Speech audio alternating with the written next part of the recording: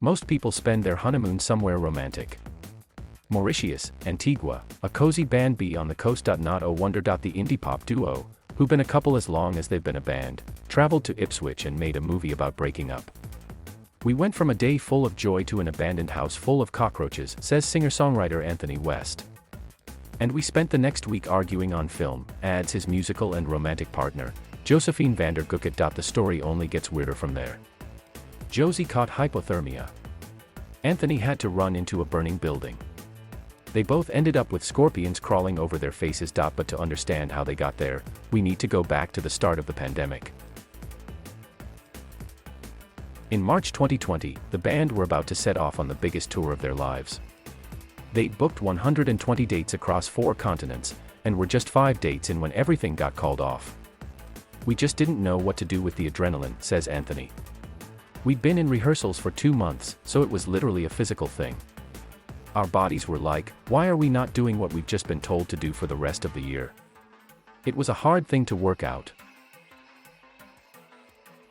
For a band who've always traveled at 100 miles per hour, slowing down was particularly tricky. Since forming in 2014, they've built a huge, international audience for their low-key, musically intimate songs, characterized by their unique vocal unison. They might not be household names, but they've racked up 2.7 million global streams, been sampled by Nicki Minaj and covered by Billie Eilish.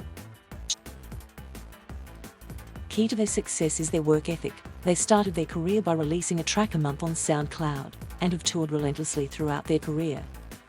We both grew up with hardcore parents that were like, you have to work every minute that you're awake in order to be a good human, laughs Josie. At first, lockdown presented the opportunity to work on new material in the studio at the bottom of their garden. By June, they had enough songs for an EP, home tapes, that pinpointed the acute isolation of the quarantine. Then Anthony took up baking sourdough, along with 95% of the UK, says Josephine, and I took up eating sourdough.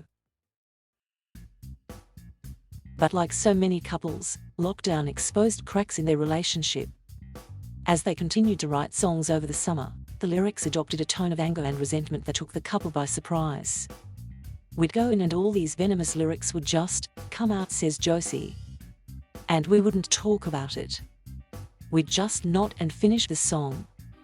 But while the studio atmosphere was calm and professional, tension was simmering at the other end of the garden.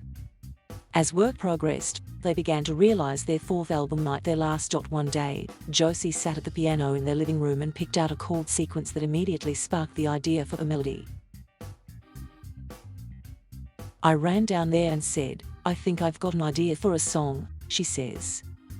And Anthony switched the microphone on and I just started signing. The words poured out unbidden. What if I hate who I am becoming? And my young heart never runs free. I'm just afraid that I'm failing. I'm just afraid that I'm done.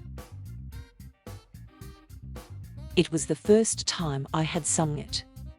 I hadn't even written out lyrics or anything, she recalls. But the message was clear. We started telling people we had broken up, Anthony says. But they were like, what?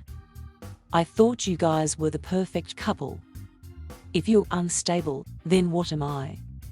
Confined to the house, they poured their hearts into the album, documenting what they thought was the end of their personal and professional relationship. Then, on a song called Free, Josie described the night they got together, sat on the roof of your one-bed apartment on New Year's Eve 2013, before confessing, I'm sorry we got here, I wish I'd done more to save us. We recorded it and you pressed stop, she reminds Anthony. And your eyes were flooded with tears and mine were flooded with tears and we had a little hug. In that moment, she felt she had really honestly apologized for letting him down. And somehow, slowly, they began repairing their relationship through the music. It was very odd, reflects Josie. I think, especially in lockdown, a lot of people buried their feelings, just in the interest of surviving. But the reason we write songs is because we don't like burying things. So in hindsight, we had these big arguments, but the next day we'd go into the studio and the songs would be our way of apologizing. It sounds really weird and it sounds like we weren't communicating, but I think we'd talk so much, and this was the final way for us to discuss everything, says Anthony, finishing her thought. It's like a peace treaty within the songs. By the end of the record, the duo are emerging from the lowest ebb of their relationship. What if we made a pact to make it right? They sing on the promisingly optimistic ballad Kicking the Doors Down. That definitely feels like a turning point where there's some hope, says Anthony. We've trudged through the darkness and come out the other side.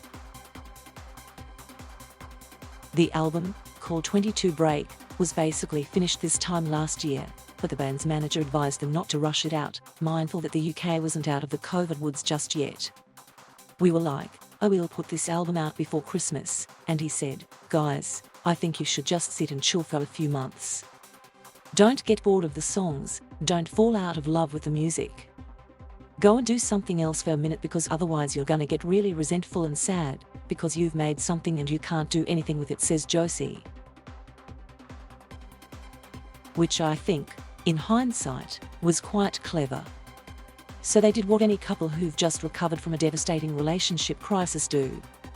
They bought a coffee shop. For me, it was something I've always wanted to do, but never had the time, says Anthony. We've been to so many coffee shops around the world, and to have that experience and not put it into your own place would just be a sin. So, for 3 months at the end of last year, the unsuspecting residents of Beckham were served coffee by a world-famous alt-pop band, who were biding the time before their new album could come out. Nobody knew who we were, marvels Josie. We were just masked up, mopping the floor, working the till, and it was so lovely just to have routine and interact with people. Plus, says Anthony, you get pretty good at foam art if you make 600 coffees a day. Once vaccines came into play, the duo hired staff to keep the coffee shop ticking over, and put the finishing touches to the record. That involved 2 things: commissioning a short film to accompany the music and a proposal of marriage.